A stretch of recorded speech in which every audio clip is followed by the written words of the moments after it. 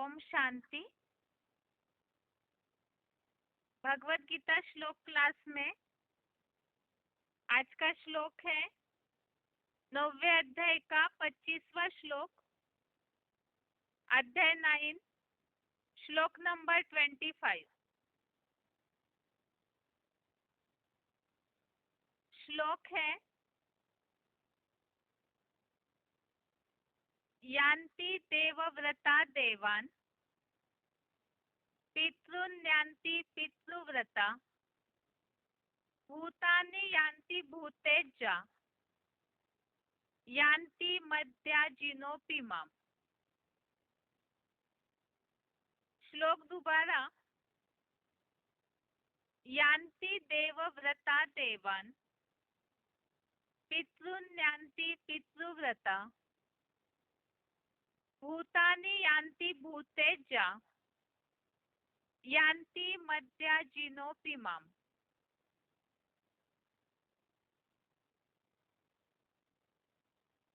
श्लोक का संधि विच्छेद है यान्ति देवव्रता देवान् पितॄन् यान्ति पितृव्रता भूतानि यान्ति भूतेज्जा यान्ति मद्याजिनः अपि माम्। संधि विच्छेद दोबारा। यान्ति देवव्रता देवान् पितॄन् यान्ति पितृव्रतः भूतानि यान्ति भूतेज्जा यान्ति मद्याजिनः अपि माम्।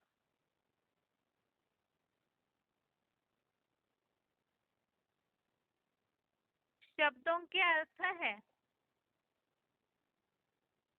देवव्रता अर्थात देवों के भक्त, देवान अर्थात देवात्माओं को, यान्ति अर्थात पाते हैं, पितृव्रतः अर्थात पितृभक्त, पितॄन् यान्ति इसमें दो शब्द है पितॄन् यान्ति।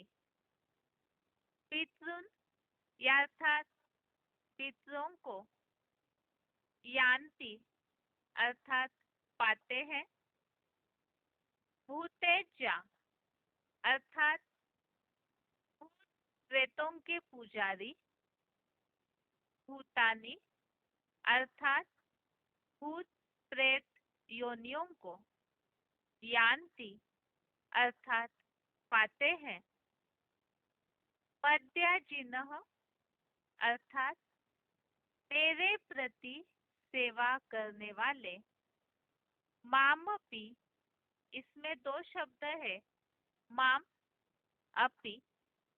माम अर्थात मेरे को, अपि अर्थात ही, यान्ति अर्थात पाते हैं। शब्दों के अर्थ दोबारा।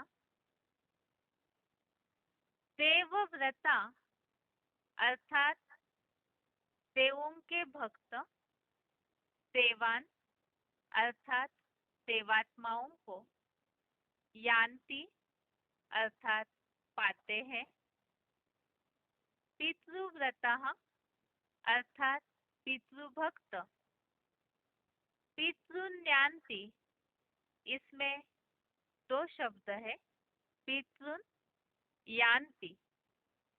पितॄन् अर्थात पितरों को, यान्ति अर्थात पाते हैं, भूतेज्जा अर्थात भूत प्रेतों के पुजारी, भूतानी अर्थात भूत प्रेत योनियों को, यान्ति अर्थात पाते हैं, मद्याजिनः अर्थात मेरे प्रति सेवा करने वाले, मामपि इसमें दो शब्द है, माम अपि, माम अर्थात मेरे को, अपि अर्थात ही, यान्ति अर्थात पाते हैं। श्लोक का अर्थ है, देवों के भक्त देवात्माओं को पाते हैं, पितृभक्त पितरों को पाते हैं, भूत प्रेतों के पुजारी भूत प्रेत योनियों को पाते हैं, मेरे प्रति सेवा करने वाले मेरे को ही पाते हैं। जैसे कि हम श्लोकों में यहाँ टॉपिक ये देख रहे थे, सकाम और निष्काम उपासना का फल। तो जो भगवान को यज्ञ सेवाओं से प्रसन्न करने वाले हैं, वो जैसे देवता बनते हैं, जो अव्यभिचारी रीति से ध्यान मग्न हुए, जो अपने आप को पूरी तरह समर्पित करते हैं, तो उनकी रक्षा का भार, ऐसे योगियों की रक्षा का भार स्वयं भगवान उठाते हैं, वहन करते हैं। और इसी प्रकार जैसे 23 और 24वें श्लोक में हमने इस बात को समझा कि जो ऐसे भी भक्त हैं, जो देवताओं के ही भक्त हैं, लेकिन श्रद्धा से भरकर सेवा करते हैं, लेकिन वो जो गीता विधि विधान रहित अविधि पूर्वकम ऐसी सेवा करने वाले मंद भक्त, तो उनके लिए भी बताया इनडायरेक्ट वो भी ज्योतिर्लिंग की ही, अव्यक्त मूर्त बने उस ज्योतिर्लिंग की ही सेवा करते हैं।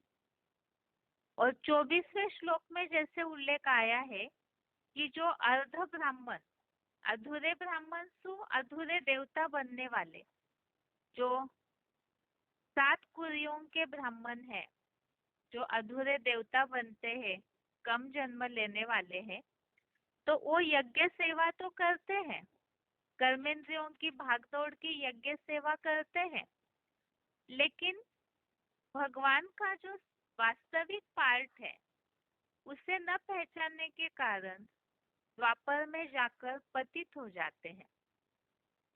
और इसी लिंक से आज के इस श्लोक में ये बात बताई, कौन किन की पूजा करने से उन्हें क्या प्राप्ति होती है। तो भक्तों की कैटेगरी इस श्लोक में बताई है कि किस तरह से किन की पूजा करने वाले क्या प्राप्ति करेंगे। तो देवताओं के जो भक्त है वो देवात्माओं को पाते हैं, पितृ भक्त पितरों को, और भूत प्रेतों के पुजारी भूत प्रेत योनियों को पाते हैं। और जो मेरे प्रति सेवा करने वाले अर्थात भगवान की सेवा करने वाले भगवान को ही पाते हैं। अब इसमें जो बातें आई है भगवान को पाना अर्थात क्या, और बाकी जो देवात्माओं को पाने वाले भूत प्रेतों को पाने वाले, तो इस तरह से उनकी गति क्यों हो जाती है, तो उसके बारे में क्लैरिफिकेशन वाले अर्थ में और फुटनोट में भी स्पष्टीकरण दिया हुआ है। तो पहले क्लैरिफिकेशन सहित अर्थ है, कलाबद्ध देवों के भक्त देवात्माओं को पाते हैं, बेहद पिता सिवा अन्य के पितृ भक्त अपने पितरों को पाते हैं, भूत प्रेतों के पुजारी भूत प्रेत योनियों को पाते हैं, मेरे प्रति ज्ञान यज्ञ की सेवा करने वाले मेरे जैसे स्वाधीन राजाई भाव को ही पाते हैं। तो यह भगवान को पाना अर्थात जो स्वाधीन राजाई भाव है, जो वर्षा भगवान देते हैं पढ़ाई के द्वारा राजाई का, तो उस राजाई भाव को भगवान के प्रति जो ज्ञान यज्ञ की सेवा करने वाले हैं वो पाते हैं। बाकी देवात्माओं को जो पाने वाले हैं उनके लिए बताया कि जो कलाबद्ध देवताओं के भक्त हैं, तो ऐसे जो पूरे देवता नहीं बनते, जो सतयुग से जन्म लेने वाले नीची नीची कुरियों के जो अधूरे ब्राह्मण से अधूरे देवता बनते हैं, उन्हें ही यहाँ कलाबद्ध देवता बताया। तो ऐसे कलाबद्ध देवों के भक्त उन देवात्माओं को ही पाते हैं, अर्थात उन्हीं की तरह कम कला वाली प्राप्ति करेंगे। और बेहद पिता सिवाय अन्य के जो पितृ भक्त हैं वो अपने ही पितरों को पाते हैं। और भूत प्रेतों की पूजा करने वाले भूत प्रेत योनियों को पाते हैं। तो यहाँ भगवान के द्वारा पढ़ाई जो पढ़ाई जाती है उससे तो राजाई भाव को पाते हैं, अर्थात स्वाधीन बनते हैं, राजाए स्वाधीन होते हैं। और बाकी जो भी है वो कहीं ना कहीं पराधीन बनते हैं। इसी संबंधित नीचे फुटनोट में दिया हुआ है, एकमात्र शिव बाबा के सिवा सभी पराधीन बनाते हैं। पराधीन सपने हूँ सुख नाही, करी विचार देखूं मन माही। तो पराधीन जो है उन्हें तो सपने में भी सुख नहीं मिल सकता है। तो इसे विचार करके देखने के लिए बोला है शिव बाबा ने। और एक कहावत तो दुनिया में भी प्रसिद्ध है, क्योंकि इसका अर्थ तो समझा नहीं लोगों ने, लेकिन यहाँ बात है कि भगवान के सिवाय जो यथा राजा तथा प्रजा की प्राप्ति केवल भगवान के द्वारा ही होती है, और उसके अलावा जो भी है वो अधीन बना करके ही रखते हैं, पराधीन ही बनाते हैं। तो ये श्लोक का अर्थ है, जिनकी जो पूजा करेंगे, यहाँ संगम युग में ही शूटिंग चल रही है, तो जो जिनकी पूजा करेंगे, जिनके भक्त बनेंगे, तो उन्हीं को पाते हैं। और भगवान को भजने वाले, भगवान के प्रति सेवा करने वाले वो शिव बाबा के द्वारा ही दिया हुआ स्वाधीन राजाई भाव को पाते हैं। इसी संबंधित जो दूसरे अध्यायों में श्लोक आए हुए हैं, तो उसे यहाँ रेफरेंस श्लोक पे लिया है। पहला तो है 7वें अध्याय का 23वां श्लोक, अध्याय 7 का श्लोक नंबर 23। इसमें यह बताया है कि उन अल्पबुद्धि लोगों का तो वह मनमाना फल,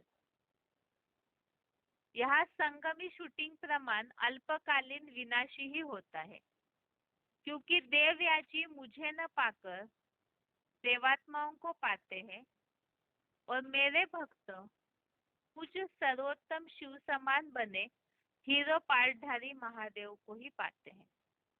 तो परम पिता जो अव्वल नंबर है महादेव, अर्थात यहाँ जो वर्षा देते हैं परम पिता शिव आकर के, अव्वल नंबर में एम ऑब्जेक्ट लक्ष्मी नारायण जो विश्व की बादशाही देते हैं। तो जो भगवान के भक्त है वो उस राजाई भाव को पाएंगे, और बाकी जो अल्प बुद्धि लोग हैं उनका वो फल विनाशी है। तो उनके लिए बताया कि ऐसे देवात्माओं के भक्त, देवताओं के भक्त देवात्माओं को पाते हैं।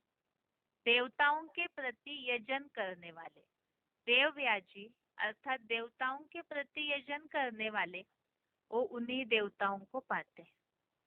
इसी तरह 10वें अध्याय का 8वां श्लोक, अध्याय 10 का श्लोक नंबर 8, इसमें इस बात को बताया है कि शिव बाबा ही सारे जगत का उत्पादक है, उनके अनुसार ही ये सारा सृष्टि का कार्य चलता है।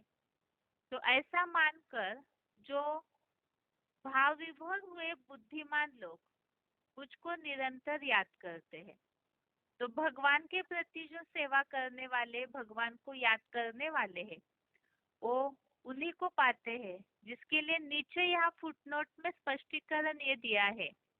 अन्यथा बुद्धू लोग तो नीची कुरी के अन्य अन्य देव देवियों, धर्म पिताओं, फरिश्तों या भूत प्रेतों आदि को ही याद करते हैं।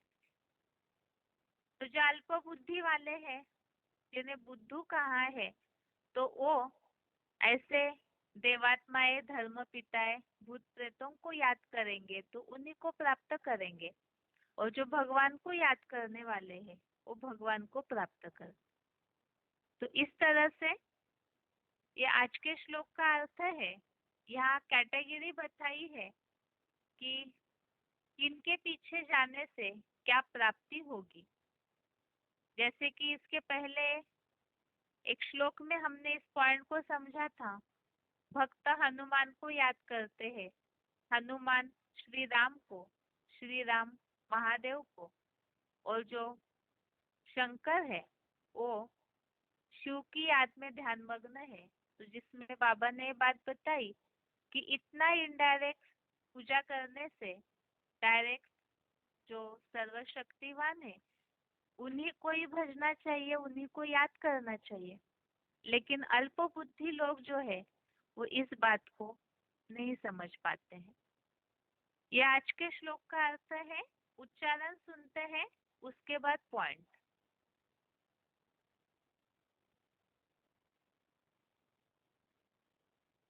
यान्ति देवव्रता देवान् पितॄन् यान्ति पितृव्रता भूतानि यान्ति भूतेजा यान्ति मर्त्याजिनोऽपि माम्। कलाबद्ध देवों के भक्त देवात्माओं को पाते हैं। बेहद पिता सिवा अन्य के पितृभक्त अपने पितरों को पाते हैं। भूत प्रेतों के पुजारी भूत प्रेत योनियों को पाते हैं। मेरे प्रति ज्ञान यज्ञ की सेवा करने वाले मेरे जैसे स्वाधीन राजाई भाव को ही पाते हैं। एकमात्र शिव बाबा के सिवा सभी पराधीन बनाते हैं। पराधीन सपने हूँ सुख नाही, करी विचार देखूं मन माही। यान्ति देवव्रता देवान् पितॄन् यान्ति पितृव्रता भूतानि यान्ति भूतेजा यान्ति मर्त्याजिनोऽपि माम्। कलाबद्ध देवों के भक्त देवात्माओं को पाते हैं। बेहद पिता सिवा अन्य के पितृभक्त अपने पितरों को पाते हैं। भूत प्रेतों के पुजारी भूत प्रेत योनियों को पाते हैं। मेरे प्रति ज्ञान यज्ञ की सेवा करने वाले मेरे जैसे स्वाधीन राजाई भाव को ही पाते हैं। एकमात्र शिव बाबा के सिवा सभी पराधीन बनाते हैं। पराधीन सपने हूँ सुख नाही, करी विचार देखूं मन माही। आगे है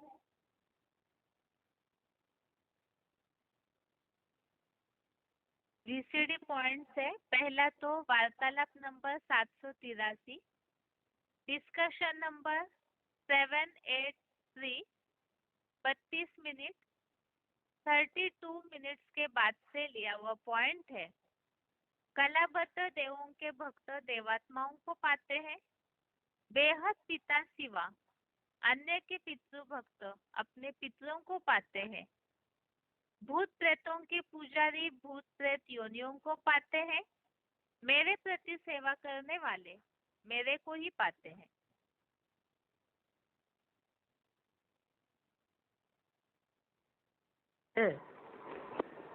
साकार भगवान की जो क्वालिटी है वो उसके बच्चों की क्वालिटी है। इसलिए गीता में लिखा हुआ है कि भूत प्रेतों की पूजा करने वाले भूत प्रेत योनि में जाते हैं, देवताओं की पूजा करने वाले ब्रह्मा सरस्वती को जो मानने वाले हैं वो देव योनि में जाएंगे, और जो मेरी उपासना करते हैं वो मेरे को प्राप्त होते हैं। तो मेरे को कौन सी युग में प्राप्त होते हैं? संगम युग में मेरे को प्राप्त होते हैं। जो मेरे पीछे पड़ते हैं, किसी देवात्मा के पीछे, किसी धर्मात्मा के पीछे, किसी धर्मपिता के पीछे नहीं पड़ेंगे। किसके पीछे पड़ेंगे, किसको फॉलो करेंगे? एक बाप को फॉलो करेंगे, वो ऊंचे थे ऊंचे हुए। अगला पॉइंट है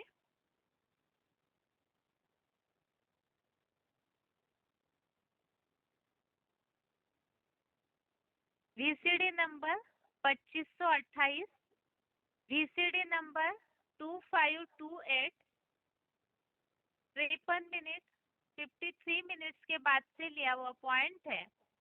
कलाबद्ध देवों के भक्त देवात्माओं को पाते हैं। बेहद पिता सिवा अन्य के पितृभक्त अपने पितरों को पाते हैं। भूत प्रेतों के पुजारी भूत प्रेत योनियों को पाते हैं। मेरे प्रति सेवा करने वाले मेरे को ही पाते हैं।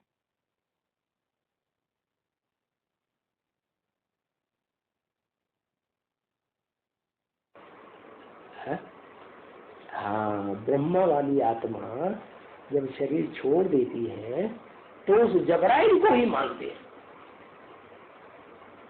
ब्रह्मा कुमारियों से पूछो तुम किसको भगवान मानते हो, तो कहेंगे सूक्ष्म शरीरधारी फरिश्ता है और प्रैक्टिकल पार्ट बजाता है प्रवेश करके, हम उसको ही मानते हैं। तो कौन से धर्म में कन्वर्ट होने वाले हुए?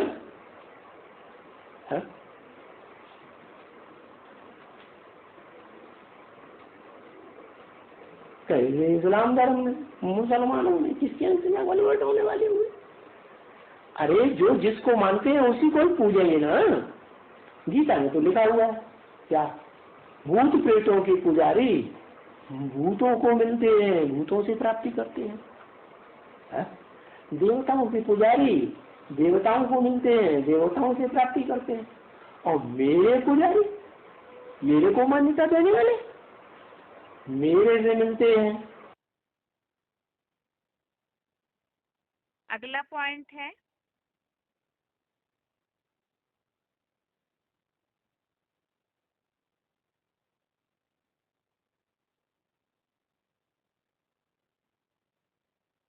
वार्तालाप number 1842, discussion number 1842, 26 minute 26 minutes के बाद से लिया हुआ पॉइंट है। देवों के भक्त देवात्माओं को पाते हैं।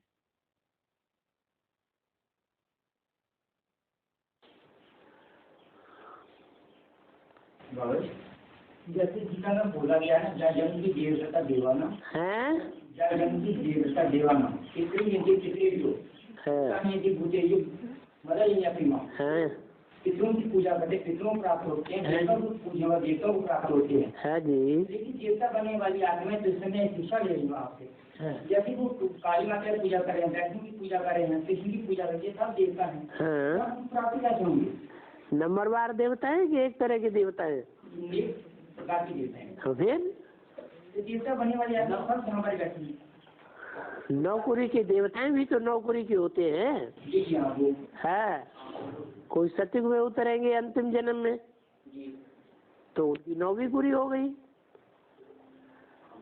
कोई संगम युग के आदि में संगम में ही उतरेंगे, सृष्टि के आदि में तो अव्वल नंबर पूरी के हो गए।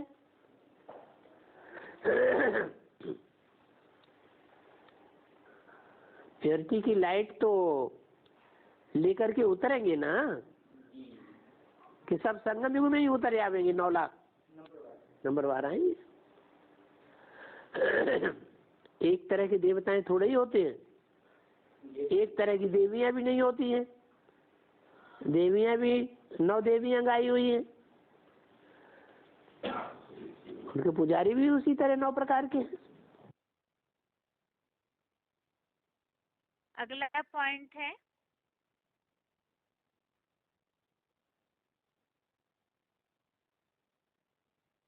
VCD नंबर 2291, VCD नंबर 2291, 1 घंटा 9 मिनट 1 आवर 9 मिनट्स के बाद से लिया हुआ पॉइंट है। एकमात्र शिव बाबा के सिवा सभी पराधीन बनाते हैं। पराधीन सपने हो सुख नाही, करी विचार देखऊ मन माही। आओ ये देखो ये लक्ष्मी नारायण स्वर्ग के मालिक है ना, इनको कहा ही जाता है श्री लक्ष्मी श्री नारायण। ये हमारी अहम ऑब्जेक्ट है। क्या बनना है हमको? नर से नारायण और नारी से लक्ष्मी। भगवान बाप आए हैं हमको नर से नारायण जैसा देवता, महाराजा महारानी बनाने के लिए। ये राजा रानी महाराजा महारानी की पढ़ाई दुनिया में कोई भी नहीं पढ़ाई सका। कोई ने पढ़ाई मनुष्य मात्र ने नहीं। ये कंट्रोलिंग करने की पावर सिवाय भगवान के और कोई दे ही नहीं सकता। दुनिया में जितने भी मनुष्य मात्र हैं वो सब आधीन बनाने वाले हैं, स्वाधीन राजा बनाने वाला कोई भी नहीं है। तो बच्चे खुश हो जाएंगे, अरे हम तो डॉक्टर की पढ़ाई पढ़ रहे थे, हम तो इंजीनियरिंग की पढ़ाई पढ़ रहे थे, क्या हम तो जज बनना चाहते थे। उनको बताओ कि जज भी स्वाधीन नहीं होता, डॉक्टर भी स्वाधीन नहीं होता। दुनिया में जितने भी नौकरी करने वाले हैं वो सब नौकर होते हैं, दास दासी, पराधीन होते हैं। पराधीन सपने सुख नाई। जो पराधीन होते हैं उनको सपने में भी सुख प्राप्त नहीं हो सकता है। तो क्या करना है? स्वाधीन बनने की, राजा बनने की, महाराजा बनने की पढ़ाई पढ़नी है, मनुष्य से देवता बनने की पढ़ाई पढ़नी है, या मनुष्य से नौकर बनने की पढ़ाई पढ़नी है? तो बच्चों की बुद्धि में बैठ जाएगा, अरे वो वाकई डॉगली पढ़ाई है और ये वाकई गॉडली पढ़ाई है। अगला पॉइंट है VCD number 2728, VCD number 2728, 4 minute 4 minutes के बाद से लिया हुआ पॉइंट। मेरे प्रति ज्ञान यज्ञ की सेवा करने वाले मेरे जैसे स्वाधीन राजाई भाव को ही पाते हैं। एकमात्र शिव बाबा के सिवा सभी पराधीन बनाते हैं। पराधीन सपने हु सुख नाही, करी विचार देखऊ मन माही।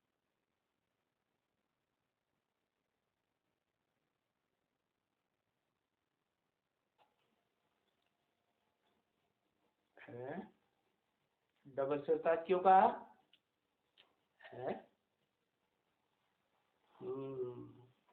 पवित्रता का भी ताज और फिर जितनी पवित्रता उतनी जिम्मेवारी भी उठाए तो पवित्रता का फायदा, और जिम्मेवारी न उठाए तो फायदा किस बात का? तो सेवा की जो जिम्मेवारी है, थोड़ा भी सेवा है या सारे विश्व की? सारे विश्व की सेवा। तो सेवा का ताज भी मिलता है तो डबल सिर ताज जाएगा। तो देखो यहाँ पढ़ाने वाला कितना ऊंच है? पढ़ाने वाला यहाँ का सबसे ऊंच हुआ, और वहां उस दुनिया में, पुरानी दुनिया में पढ़ाने वाले क्या कहेंगे? है अब जन्म में सबसे नीचे होंगे। क्यों ऊंचे होंगे? क्यों नीचे? क्योंकि सारी दुनिया की बुद्धि में बैठाई दिया कि पढ़ाई पढ़ने लिखने के बाद क्या बनो? नौकर बनो। अब बाप क्या बताते हैं? सुप्रीम सोल बाप बेहद का आते हैं तो कहते हैं अरे नौकर चाकर क्यों बनो? अभी बताया ना, नौकर चाकर आधीन होते हैं कि स्वाधीन होते हैं? आधीन होते हैं। तो आधीन क्यों बनना है किसी के? क्या बनना है? स्वाधीन राजा बनना है या आधीन नौकर चाकर बनना है? कहते हैं ना, पराधीन सपने सुख नाई। अच्छे से विचार करो, हैं? कर विचार देखो मन माही, अच्छे से विचार करके देख लो। जो आधीन होता है उसको स्वप्न में भी सुख नहीं होता है, क्योंकि स्वप्न भी तो मन से कनेक्टेड है ना, है? इंद्रियों से तो सुख नहीं लिया जाता है, स्वप्न में लिया जाता है नहीं, मन से तो लिया जाता है, क्योंकि मन जो है वो अव्यक्त होता है, स्वप्न में भी घूमता है इधर उधर। तो बताया, तो इतनी मेहनत चाहिए ना, कौन सी मेहनत? वही पढ़ाई पढ़ने की मेहनत है। क्या पढ़ाई पढ़ने की मेहनत? क्या खास मेहनत? पढ़ाई में क्या खास? उस पढ़ाई में भी मेहनत, इस पढ़ाई में भी मेहनत। दुनिया में पढ़ाई पढ़ाते हैं टीचर लोग, गुरु लोग, यहाँ भी बहुत पढ़ाई तो यहाँ भी है। तो मेहनत किस बात की? खास। अरे पवित्रता तो तब आएगी जब बाप को पहचानेंगे, कि बिना पहचाने पवित्रता आ जाएगी, है नहीं? तो पहचानने के लिए तो ज्ञान चाहिए ना, ज्ञान की ही पढ़ाई है खास। पढ़ाई क्या है? पढ़ाई माने ज्ञान। तो जो थ्योरी है, ज्ञान है, और उसको प्रैक्टिकल में भी करना होता है। तो खास बात क्या है अच्छे स्टूडेंट के लिए? है क्या करना है? किस बात पे विशेष ध्यान दें? हाँ, रेगुलर। सिर्फ एक बात रेगुलर नहीं, पंक्चुअल भी होना चाहिए। क्या? एक तो रोज क्लास अटेंड करना माने रेगुलर, और दूसरा पंक्चुअल। पंक्चुअल माने टाइम से आए। टाइम से नहीं आया, टीचर पहले आ गया, वो बाद में आ गया, तो डिसरिगार्ड हुआ ना टीचर का। तो उस दुनिया में तो 1 गुना पाप चढ़ता है। और यहाँ तो ऊंच से ऊंच सुप्रीम टीचर है ना, तो पाप भी कैसा चढ़ेगा? है 100 गुना पाप चढ़ता है। तो मेहनत चाहिए, इसमें समझ चाहिए। किसमें? इस पढ़ाई में। है क्या समझ चाहिए? है क्या समझ चाहिए? कि हम इतनी पढ़ाई गहराई से पढ़े हैं कि हम सबसे जाती दुनिया में सेवाधारी बने। है कैसे सेवाधारी? सिर्फ तन के, सिर्फ मन के, या धन से भी? हाँ, तन से भी सेवाधारी है। जब से पढ़ाई पढ़े और अंत तक, जब तक जीना है तब तक पीना, अंत तक तन से सेवा करते रहे। क्या बोल?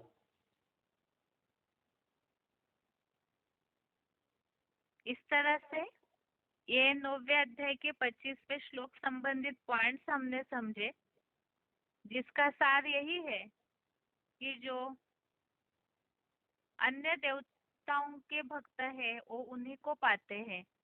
तो वैसे ही कम कला की प्राप्ति करेंगे, भूत प्रेतों के पुजारी वैसी प्राप्ति करेंगे, और जो भगवान के प्रति लगन पूर्वक सेवा करने वाले हैं वो वैसे ही स्वाधीन राजाई भाव को पाते हैं। अभी आगे है रिवीजन।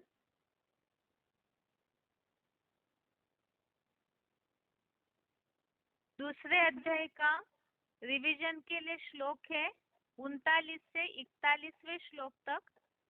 अध्याय 2 श्लोक नंबर 39 से 41 तक, और 9वें अध्याय का 25, अध्याय 9 का श्लोक नंबर 25। यहाँ श्लोकों में हम दूसरे अध्याय के बात चल रही थी कि भगवान अर्जुन को युद्ध के लिए उमंग उत्साह दे रहे हैं, क्योंकि क्षत्रियों के लिए युद्ध में ही कल्याण है। अगर युद्ध छोड़ दिया तो पाप का भागी बनेगा। जो लोग हैं दुनिया में दुखी अशांत, वो अपकीर्ति करेंगे, जो कि सम्मानित व्यक्ति के लिए मौत से भी बढ़कर है। और जो महारथी है वो अर्जुन को भय से विमुख हुआ मानेंगे, और जो विरोधी है वो भी बहुत सी अनकहनी बातें सुनाएंगे। और इसीलिए ही भगवान ने अर्जुन को बताया कि जो पुरुषार्थ में अर्थात युद्ध में अर्जुन उमंग उत्साह छोड़ करके बैठ गया है, हताश हो गया है, तो युद्ध के लिए उठ खड़ा हो। और ऐसे युद्ध करते समय यहाँ कोई हिंसक युद्ध की बात तो भगवान ने सिखाई नहीं। तो ये जीवन का युद्ध है, धर्म अधर्म सत्य असत्य के बीच का युद्ध है। जो माया है, विकार है, उनका युद्ध है। और ऐसा युद्ध करते समय भगवान ने अर्जुन को बताया कि सुख दुख, लाभ हानि, जय पराजय सब स्थितियों को समान मान करके युद्ध कर, और बेल लगाव होकर युद्ध करने से पाप को नहीं पाएगा। अर्थात इस जीवन रूपी युद्ध क्षेत्र में योगियों को पूरी तरह बैलेंस वाली स्थिति में रह करके युद्ध करना चाहिए। और आगे इस श्लोक में और बातें बताई है कि ऐसे युद्ध करते समय और किन बातों का ध्यान रखना है और क्या पुरुषार्थ होना चाहिए। तो यहाँ 39 से 53 तक, 39 से 53 श्लोक तक टॉपिक चेंज हुआ है, कर्म योग का विषय। अर्थात कर्म का युद्ध है, तो ऐसे कर्म का युद्ध करते समय कर्म योगी बन करके किस तरह से रहना है उसके बारे में बताया। पहले है 39वां श्लोक नंबर 39 है, एषा ते भीहिता सांख्ये बुद्धिर्योगे त्विमां शृणु बुद्ध्या युक्तो यया पार्थ कर्म बंधनम प्रवास्यसि। श्लोक दोबारा, एषा ते विहिता सांख्ये बुद्धिर्योगे त्विमां शृणु बुद्ध्या युक्तो यया पार्थ कर्म बंधम प्रहास्यसि। अर्थात हे पृथ्वीपाल अर्जुन, यह मत तेरे ही आदि रूप कंपिलावासी कपिल मुनि के सांख्य शास्त्र में संपूर्ण व्याख्या से कही गई है। और अब कर्म योग में इस मत को मेरे से विस्तार से सुन। जिस श्रेष्ठतम मत से युक्त हुआ तू कर्मों के बंधन को नष्ट कर देगा। तो यहाँ पर सुख या दुख, जय पराजय, निंदा स्तुति, ये सब भी कहीं ना कहीं बंधन है, अच्छा या बुरा। तो इसीलिए इस बंधन से ही इस कर्म युद्ध में किस तरह से मुक्त होना है उसका उपाय भगवान ने इस श्लोक में अर्जुन को बताया। संपूर्ण व्याख्या सहित जो ज्ञान है सांख्य शास्त्र का, उस सांख्य शास्त्र में कर्म योग के लिए जो मत दिया हुआ है, तो उसके लिए भगवान अर्जुन को बता रहे हैं कि इस श्रेष्ठतम मत से युक्त हुआ तो कर्म के बंधन को नष्ट करेगा। अर्थात कर्म युद्ध में कर्म योगी बनकर के चलना है। और ऐसे कर्म योग में श्रेष्ठ मत अर्थात श्रीमत अनुसार चलने से कर्म के बंधन नष्ट होंगे। अर्थात न सुख का बंधन न दुख का बंधन रहेगा। इसी तरह कोई भी कर्म का बंधन नहीं रहेगा। और इसी संबंधित चौथे अध्याय का 23वां श्लोक, अध्याय 4 का श्लोक नंबर 23 यहाँ रेफरेंस तौर पे लिया है, जिसमें कर्म बंधन किस तरह नष्ट होते उसके लिए बताया है एक तो दैहिक आसक्ति रहित, जिसके लिए इसके पहले श्लोक में हमने समझा था, देहधारियों से बेलगाव होने से पाप को नहीं पाएगा। तो दैहिक आसक्ति रहित, एक के सिवाय सभी से बंधन मुक्त और ज्ञान में अडोल दृढ़ बुद्धि वाले। तो श्रीमत मिलती है ज्ञान के द्वारा, जो सांख्य शास्त्र विस्तार पूर्वक जो व्याख्या है, तो वही भगवान जो ज्ञान स्पष्ट करते हैं, तो उसमें दृढ़ बुद्धि वाले और यज्ञ सेवा भाव से जो अटूट चलने वाले हैं, उनके भूत वर्तमान के अच्छे बुरे कर्म पूर्णतया नष्ट हो जाते हैं। तो यहाँ कर्म नष्ट होना अर्थात कर्म का जो बंधन है वो नष्ट हो जाना। तो इसी के लिए बताया ज्ञान में अडोल दृढ़ बुद्धि वाले, अर्थात ज्ञान के प्रति पूरा निश्चय पूर्वक ज्ञान को अपने जीवन में पूरा ढालकर, अर्थात श्रीमत अनुसार चलने से कर्म के बंधन नष्ट हो जाते। अभी इस संबंधित मुरलियों में आए हुए कुछ उल्लेख समझते हैं। आगे है पॉइंट।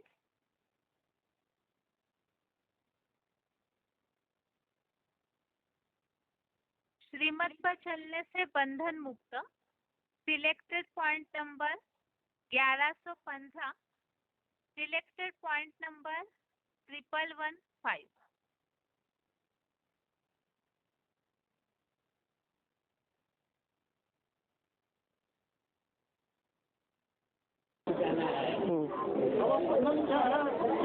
है दुखों का बंधन है, वही बंधन है। मुक्ति, दुखों से जो मुक्ति हो जाए वही मुक्ति है।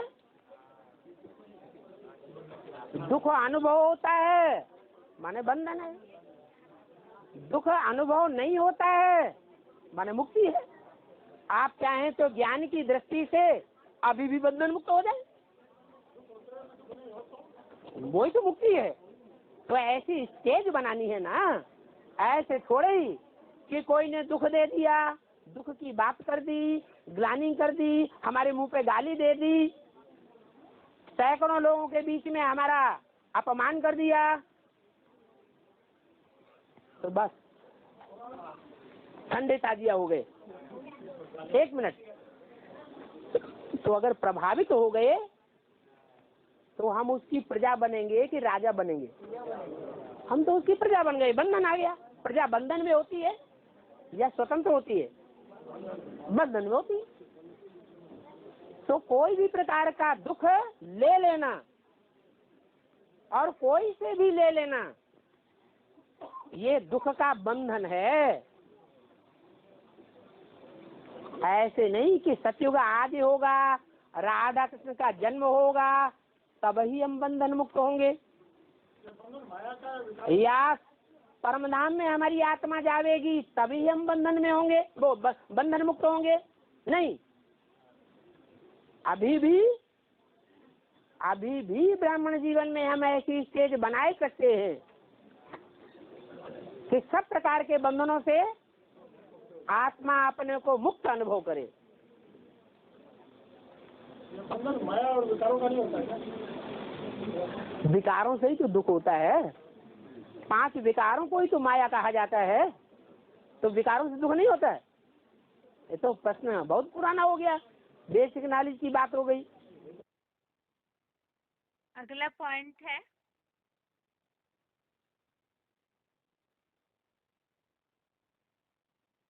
BCD number 1728, BCD number 1728, 7 minute 7 minutes के बाद से लिया हुआ पॉइंट है। श्रीमत पर चलने से बंधन मुक्त।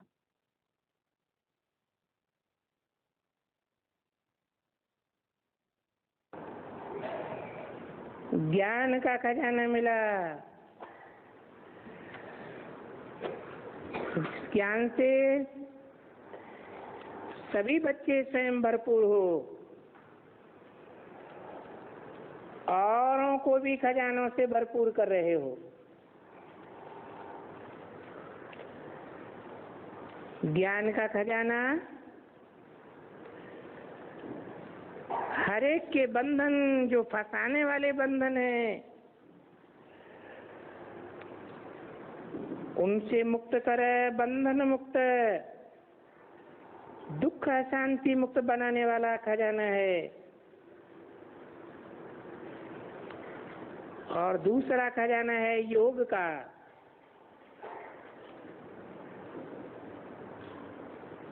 जिससे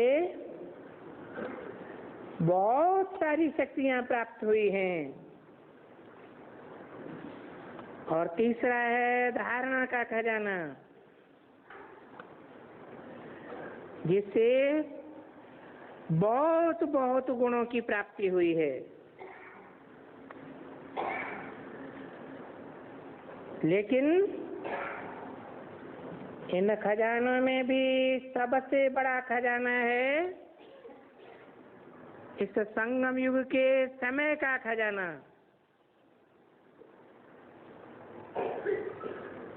इस संगम युग के समय का बहुत महत्व है, क्योंकि संगम के समय पर बाप शिव बाबा बाप रूप में मिलता है, शिक्षक रूप में मिलता है और सदगुरु रूप में भी मिलता है। इस संगम युग में एक जन्म में 21 जन्मों का ईश्वरीय वर्षा मिलता है, जिस वर्षे में जन्म जन्म में कोई दुख शांति नहीं होती। यहाँ जो बात बताई है, ज्ञान के खजाने के द्वारा जन्म जन्मांतर से बंधन मुक्त हो जाते हैं, अर्थात दुख और अशांति नहीं होती है। अभी आगे है अगला श्लोक, दूसरे अध्याय का 40वां श्लोक, श्लोक नंबर 40 है। नेहाभिक्रम नाशोस्ति प्रत्यवायो न विद्यते स्वल्पम अप्यस्य धर्मस्य त्रायते महतो भयात्। श्लोक दोबारा, देहाभिक्रम नाशोस्ति प्रत्यवायो न विद्यते स्वल्पम अप्यस्य धर्मस्य त्रायते महतो भयात्। अर्थात इस योग में पूर्व जन्मों के पुरुषार्थ का नाश नहीं होता, उल्टा फल भी नहीं होता। इस कर्म योग की धारणा का अल्पांश भी पुरुषोत्तम संगम युगी शूटिंग अनुसार अनेक जन्मों के महान भय से रक्षण करता है। योग ऊर्जा से ही सारे काम होते हैं। तो यहाँ और एक पुरुषार्थ बताया। पहले श्लोक में कर्म बंधन नष्ट करने के लिए श्रीमत अर्थात सांख्य योग में, कर्म योग में जो मत दी हुई है, और इस श्लोक में बताया कि इस कर्म योग में एक तो पूर्व जन्मों के पुरुषार्थ का नाश नहीं होता है, और दूसरा इस कर्म योग की धारणा का अल्पांश भी महान भय से रक्षण करता है। तो कर्म बंधन नष्ट तो होंगे ही, साथ में ही इस कर्म योग में बताया कि ये इस धारणा का अल्पांश भी महान भय अर्थात विनाशकालीन भय से भी रक्षा करता है, क्योंकि योग ऊर्जा से ही सारे काम होते हैं। अभी आगे है इस श्लोक संबंधित पॉइंट।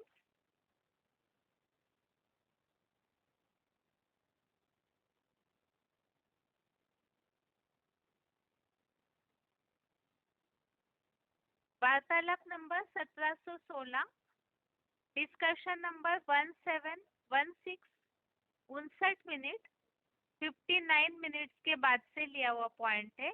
महान भय से रक्षा कैसे होती है।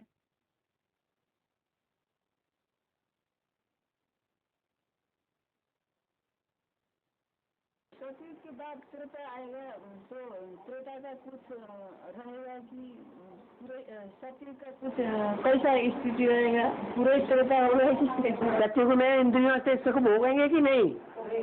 हैं? ज्ञानेंद्रियों से सुख भोगेंगे ना। जब ज्ञानेंद्रियों से सुख भोगेंगे तो आत्मा की शक्ति थोड़ी क्षीण होगी या नहीं होगी? तो 2 कला कम हो जाएगी आत्मा की, त्रेता युग आ जाएगा, ठीक नहीं रहेगा। हाँ?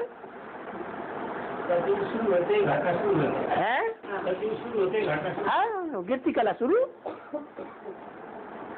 अभी संगम युग इसीलिए तो श्रेष्ठ है। संगम युग में गिरती कला नहीं है। थोड़ा भी बाबा को याद किया तो भी चढ़ती कला। स्वल्पम अपस्य धर्मस्य त्रायते बहतो भयात्। ये जो स्वधर्म है ना, आत्मा का धर्म, आत्मा को याद करना, ये ऐसा आत्मिक धर्म है कि इसको थोड़ा सा भी पालन करेंगे तो दुनिया में आने वाली जो बड़ी बड़ी आपदाएं हैं उनसे छुटकारा मिल जाएगा।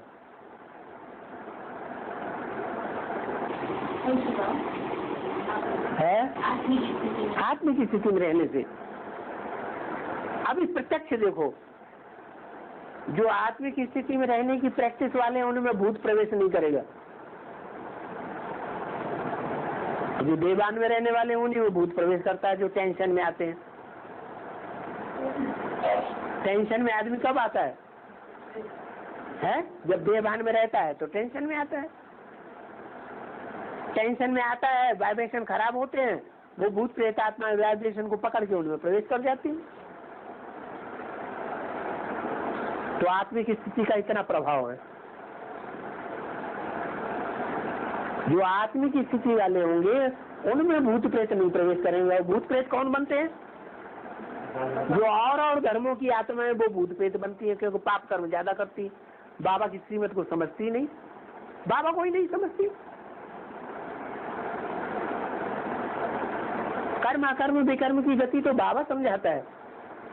पुण्य क्या है, पाप क्या है, वो तो बाबा बताता है। दुनिया तो जानती ही नहीं क्या पुण्य है क्या पाप है।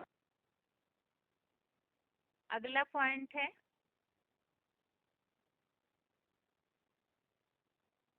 पाप के द्वारा स्थापन किए हुए स्वधर्म का अभ्यास। VCD number 2816, VCD number 2816, 21 minute 21 minutes के बाद से लिया हुआ पॉइंट।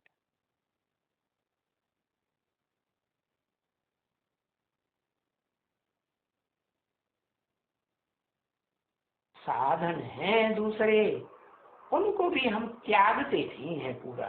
क्या कुछ न कुछ दवाई, कुछ न कुछ जो मनुष्यों की बताई हुई बातें हैं, हम उनका हाँ ये जरूर है। बाप कहते कुछ भी करो, क्या एलोपैथी करो, तुम होम्योपैथी करो, तुम आयुर्वेद करो, तुम ये क्या नाम प्राकृतिक चिकित्सा करो, लेकिन मेरे को याद करते रहो। क्या पख लगा दी? क्या प्रकार, क्या प्रैक्टिस करो, कुछ भी करो, लेकिन बीच बीच में मेरे को मिल गया। गीता में लिखा एक गली आधी गली आधी में पुण्य, तुलसी संगत साधकी हर कोटि अपराध। अरे सत्य का संग जितना थोड़े से थोड़ा कर सको है, उतना अच्छा है। स्वल्पम अप्यस्य धर्मस्य त्रायते महतो भया। ये तो गीता में भी लिखा हुआ है ना। इस धर्म का जो बाप ये धर्म स्थापन करते हैं, इसका थोड़ा भी अभ्यास करेंगे तो वो दुनिया में जो आने वाला बड़ा भयंकर भय है उससे तुम्हारी रक्षा कर देगा।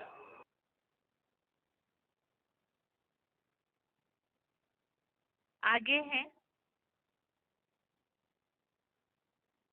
41वां श्लोक, श्लोक नंबर 41 है।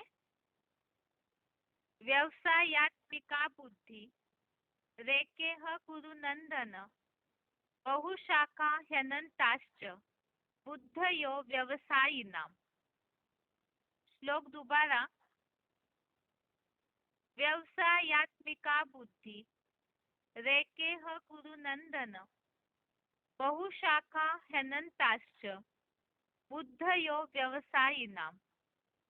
अर्थात हे कुरुवंशीय हर्षदाता प्रहलाद, इस योग में निश्चयात्मक ज्ञान एक से आता है, अतः श्रीमत एक अद्वैत शिव बाबा की ही है, जबकि धर्मनिरपेक्ष अनिश्चयी लोगों की मते निश्चय ही अनेक द्वैतवादी विधर्मों से निकली सांप्रदायिक शाखाओं की असंख्य है। तो यहाँ बताया, एक तो सांख्य योग में या तो इस कर्म योग में एक श्रीमत को फॉलो करने से कर्म बंधन को नष्ट कर देगा, और इस श्लोक में बताया कि इस ज्ञान मार्ग में श्रीमत तो एक की ही है, और जो अनिश्चयी है, अनेक धर्मों के जो धर्म निरपेक्ष अनिश्चयी लोगों की मते अनेक शाखाओं की असंख्य है। तो इस युद्ध में इस बात का ध्यान रखना है कि अनेक मतों को फॉलो करेंगे तो उससे क्या नुकसान होगा। श्रीमत पर चलते हैं तो बंधन मुक्त होंगे, कर्म बंधन नष्ट होंगे, और अनेक मतों के कारण जरूर कहीं ना कहीं फंसेंगे। तो इसी संबंधित आगे VCD पॉइंट्स में बताया हुआ है। आगे है पॉइंट्स,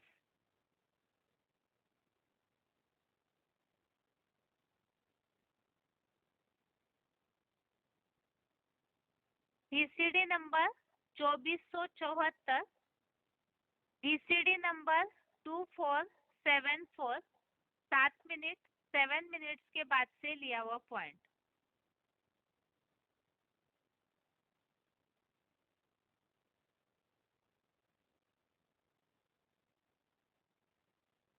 जितनी ज्यादा एकाग्रता होगी उतनी ही ज्यादा इस मनुष्य सृष्टि के प्राणियों को कंट्रोल कर सकते हैं। जैसे शास्त्र में गाया हुआ है, ऋषि मुनियों के आश्रम में ऋषि मुनि का वातावरण इतना बुद्धि का पवित्र होता था, वाइब्रेशन, कि शेर और बकरी या गाय एक घाट पानी पीते थे। तो ये सारी बुद्धि की एकाग्रता की शक्ति की बात है। तो कोई आत्माएं वो एकाग्रता कम धारण करती हैं, कोई ज्यादा धारण करती है। पहले और बाद में आने का सवाल उतना नहीं है। कोई पहले आ जाती है नजदीक, लेकिन उनकी मन बुद्धि रूपी आत्मा जो है वो अनिश्चय बुद्धि होती है। पूरा निश्चय धारण करके स्थिर नहीं हो पाती। जो उसकी बनाई हुई संगठन है, संस्था है, उसमें आदि से लेकर के अंत तक स्थिर होकर रह सके। इसलिए गीता ने कहा है, बहुशाखानंताच बुद्धि अव्यवसायिनम। माना जिनकी बुद्धि निश्चय शून्य होती है, पक्का निश्चय धारण नहीं कर पाती हैं, प्रूफ और प्रमाण के आधार पर बुद्धि ही ऐसी बनी हुई है। सुनी सुनाई बातों के आधार पर विश्वास कर लिया, अपनी बुद्धि का उपयोग नहीं किया। तो ऐसी आत्माएं निश्चय शून्य रह जाती हैं, अनिश्चय बुद्धि रह जाती हैं, और वो दूसरे दूसरे धर्म की शाखाओं में भ्रमित होती रहती है। बहुशाखानंताच, उनकी बुद्धि बहुत शाखाओं में जाने वाली बन जाती है। क्या एक में स्थिर होकर नहीं रहती। और अब जिनकी जिनकी शाखाओं के संबंध में आएगी, संसर्ग संपर्क में आएगी, तो उनका संगकरण लग जाता है। संगकरण रंग लगता है तो फिर वो स्टेज नहीं रहती जो स्वस्थिति बनाने वाला, सदैव स्वस्थिति में रहने वाला शिव बना सकता है। अगला पॉइंट है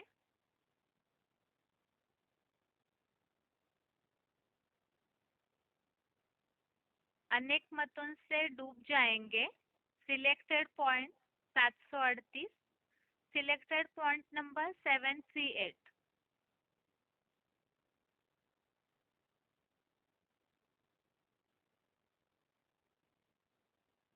बाप तो हमें कर्म योग सिखाने आए हैं। तो कर्म योग का मतलब ये है कि कर्म इंद्रियों से कर्म तो करना है, लेकिन बुद्धि से इतना डिटैच होकर के रहना है कि वो इंद्रिय कोई विकृति न कर सके। विकृति माना विपरीत कृति। जो विपरीत कृति, विपरीत कार्य होता है नियम के विपरीत, उसको कहते हैं विकृति। नियम के विपरीत काम कौन सा होता है? किसी को दुख देना, वो है नियम के विपरीत काम। ये है पाप कर्म, जिसे कहते हैं विकृति, विकर्म। और सुकृति किसे कहते हैं? जो सुख देने का कर्म किया जाए, सुंदर कर्म किया जाए, वो हो गई सुकृति। तो पाप कर्म और पुण्य कर्म, सुख और दुख, ये राग भरा हुआ है कर्मों के गुह्य गति में। तो 5 पांडव बचे, एक कुत्ता बचा और हिमालय पर जाकर के गल मरे। माने ऊंची स्टेज, पुरुषार्थ की इतनी ऊंची स्टेज में जाकर के उन्होंने अपने देह अभिमान को गलाया कि न काम का असर रहा, न क्रोध का, न लोभ का, न मोह का असर रहा। फिर रिजल्ट क्या हुई? उन्होंने तो प्रलय दिखाई दी, क्या ये सब जलमयी हो गई। तो वास्तव में कोई ऐसी जलमयी संसार में नहीं हो जाती। ये तो ज्ञान का जल है जो सारे संसार में फैलेगा। कोई तो इस जल में तैरते रहेंगे। जैसे ज्ञान की बाढ़, जैसे जल में बाढ़ आती है, तो जो नौसिखिया होते हैं या तैरना नहीं जानते हैं, उनकी क्या हाल होगा? वो तो डूब जाएंगे। और जो तैरना जानते हैं, तो ये दुनिया भी है विषय सागर।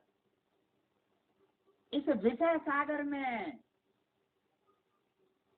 क्या, इस विषय वासना के सागर में जो पड़े हुए हों और तैरना भी जानते हों। तैरना कैसे है? बुद्धि योग से तैरने की बात है, कोई जंगल में जाने की बात नहीं है। तो जो तैरना भी जानते हैं वो ही क्रॉस कर सकते हैं। ऐसे नहीं कि विषय वैतरणी नदी में घुसना भी न पड़े और पार भी हो जाए। लेकिन वो कौन पार होंगे? वो ही पार होंगे जिन्होंने टाइम से पहले बुद्धि योग के अभ्यास का पक्का अनुभव कर लिया और लास्ट घड़ी में जाकर के कहीं प्रैक्टिस करने लग पड़े तो डूबना होगा, पार उतरना नहीं हो सकता। तो ये है राजयोग। जिन्होंने इस राज को समझा होगा वो कर्म योग को समझेंगे, और नहीं समझा होगा तो कर्म को अलग कर देंगे और योग को अलग कर देंगे। सेवा करेंगे तो याद भूल जाएगी, और याद करेंगे हाथ पांव बैंड करके बैठ गए शिव बाबा की याद में, 1 साल के लिए तपस्या वर्ष, कोई सेवा नहीं करनी, तो वो हुए सन्यासी। परमात्मा सन्यासियों को नहीं मिलता, गृहस्थ में रहने वाले गृहस्थियों को मिलता है, जो कीचड़ में रह करके जीवन बिताते हैं। तो उन्होंने प्रलय दिखाई दी है कि चारों तरफ दुनिया में जलमयी हो गई। यहाँ जलमयी का अर्थ क्या है? ज्ञान जल की बाढ़ आएगी, इतना ज्ञान बढ़ेगा, उस बाढ़ में जो तैरने वाले होंगे वो ही फिर अपने को सुरक्षित रख सकेंगे, और नहीं तो डूब जाएंगे। जिसको कलयुगी कवियों ने भी बता दिया, आई ज्ञान की आंधी। तो जब आंधी आती है, जो पावरफुल होते हैं वो तो थमे रहेंगे, और बाकी सब उड़ाए जाएंगे, उड़ाए ले जाएगी। जलमयी भल होती है, परंतु सारी दुनिया जलमयी नहीं हो सकती। उस जलमयी में बचेंगे कौन है? उन्होंने तो स्थूल जलमयी समझ ली कि सारी दुनिया में जल इतना ज्यादा बढ़ जाएगा, उसका जल का तल इतना ऊंचा हो जाएगा कि अमेरिका, ऑस्ट्रेलिया, अफ्रीका, यूरोप, ये जितने भी धर्मखंड हैं जो बाद में इमर्ज हुए, वो सब डूब जाएंगे। वो तो हुई स्थूल बात। ये स्थूल ड्रामा तो बाद में होगा, पहले क्या होगा?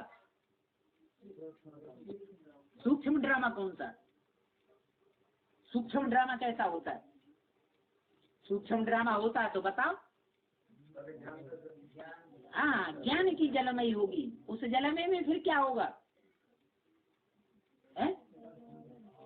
हाँ, जितने भी दूसरे धर्मखंड हैं, यानी धर्मखंडों में रहने वाले मनुष्य हैं ब्राह्मणों की दुनिया में, जिनके अंदर अधूरा ज्ञान है, पूरा ज्ञान नहीं है, जो इब्राहिम, बुद्ध, क्राइस्ट, गुरु नानक आदि से भी प्रभावित होने वाले हैं, दूसरों की भी धारणाओं को, धर्म गुरुओं की धारणाओं को पकड़ने वाले हैं, उन्हें फिर परमात्मा बाप लिफ्ट नहीं देगा। क्यों नहीं लिफ्ट देगा? क्योंकि तुम बेविचारी हो। जब बता दिया, कान खोल के रोज बताते हैं बच्चे, एक से ज्ञान सुनोगे तो अब बेविचारी, और अनेकों से सुनोगे तो क्या होगा? बेविचारी ज्ञान हो जाएगा। और फिर भी अगर नहीं माना तो क्या होगा?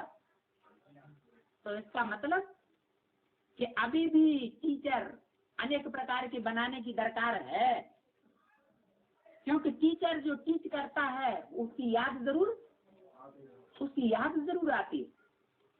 तो एक बाप दूसरा न कोई, तो जलमयी भल होती है, परंतु सारी दुनिया जलमयी नहीं हो जाती। कौन बचते हैं? जो पक्के भारतवासी, मर्यादा पुरुषोत्तम, देवी देवता, सनातन धर्म की आत्माएं हैं, जिनकी बुद्धि में पक्का निश्चय है, एक बाप दूसरा न कोई। एक बाप ही हमारा टीचर, एक बाप ही हमारा सतगुरु, एक बाप ही हमारा सर्व संबंधी, दूसरा कोई संबंधी नहीं। तो जिनकी अंत समय में ये धारणा 100% पक्की हो जाएगी, वो बचेंगे, बाकी सब खलास हो जाएंगे। अभी आगे है अगला श्लोक आज का 9वें अध्याय का 25वां श्लोक है। अध्याय 9 का श्लोक नंबर 25। यान्ति देवव्रता देवान्, पितॄन्यान्ति पितृव्रता, भूतानि यान्ति भूतेजा, यान्ति मध्याजिनोऽपि माम्। अर्थात कलाबद्ध देवों के भक्त देवात्माओं को पाते हैं, बेहद पिता सिवा अन्य के पितृभक्त अपने पितरों को पाते हैं, भूत प्रेतों के पुजारी भूत प्रेत योनियों को पाते हैं, मेरे प्रति ज्ञान यज्ञ की सेवा करने वाले मेरे जैसे स्वाधीन राजाई भाव को ही पाते हैं। नीचे फुटनोट है, एकमात्र शिव बाबा के सिवा सभी पराधीन बनाते हैं। पराधीन सपने हो सुख नाही, करी विचार देखहु मन माही। तो श्लोक का अर्थ अभी अभी हमने पॉइंट्स के आधार से समझा है कि देवताओं को जो भजने वाले हैं वो भी विशेषकर कलाबद्ध, तो वो देवात्माओं को पाएंगे, और भूत प्रेतों की पूजा करने वाले उसी योनि को पाते हैं।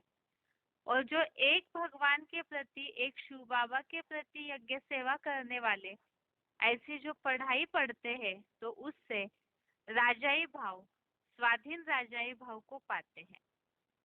और इसी संबंधित हमने रेफरेंस श्लोक देखे, 7वें अध्याय का 23वां अध्याय 7 का श्लोक नंबर 23, जिसमें बताया है कि ऐसे जो देवताओं के भक्त है वो अल्प बुद्धि लोगों का फल भी विनाशी होता है, और जो भगवान के भक्त है वो भगवान को ही पाते हैं।